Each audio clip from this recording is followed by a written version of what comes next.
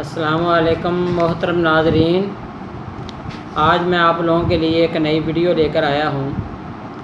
آج کی میری نئی ویڈیو سوزاک والے مریضوں کے متعلق ہے۔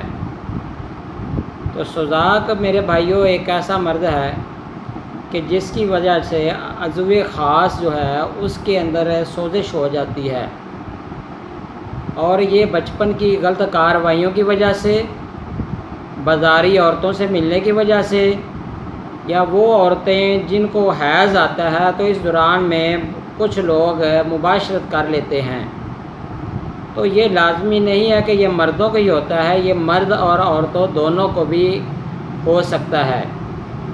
اگر اس کی شدت زیادہ اختیار کر جائے میاں اور بیوی کے درمیان میں، اگر جب وہ جمع کرتے ہیں تو اس کا اثر اس بچے پر بھی ہوتا ہے جو بچہ دنیا میں آنے والا ہوتا ہے، اور وہ بچہ جو ہے یا تو وہ اندھا ہوتا ہے یا اس کے جسم پر اس زہر کے واضح طور پر اثرات نظر آتے ہیں۔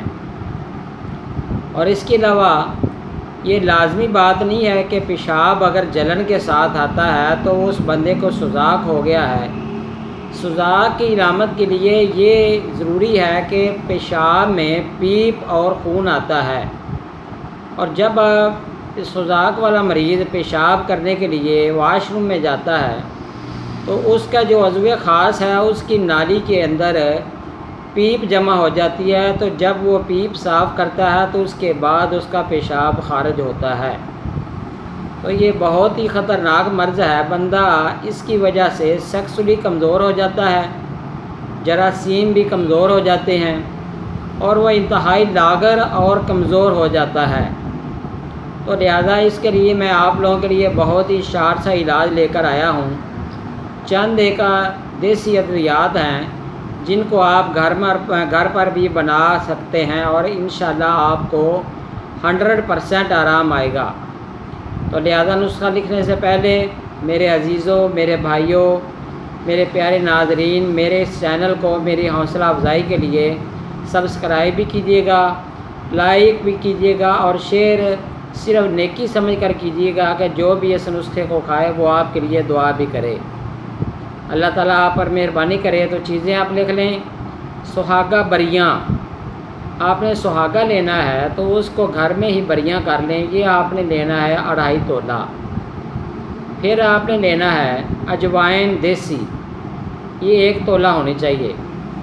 اجوائن دیسی 1 تولہ، میٹھا سوڈا 1 تولہ، میٹھا سوڈا 1 تولہ، خوردنی نمک یہ بھی 1 تولہ، خوردنی نمک یہ بھی 1 تولہ، سنگ دانہ مرغ یہ بھی آپ نے 1 تولہ لینی ہے، اور نشادر آپ نے لینی ہے 3 تولہ، نشادر 3 تولہ، اور سہاگا کو الگ بریاں کر کے آپ نے باقی تمام چیزوں کا سفوف بنا لینا ہے، تو رگڑ لینا ہے۔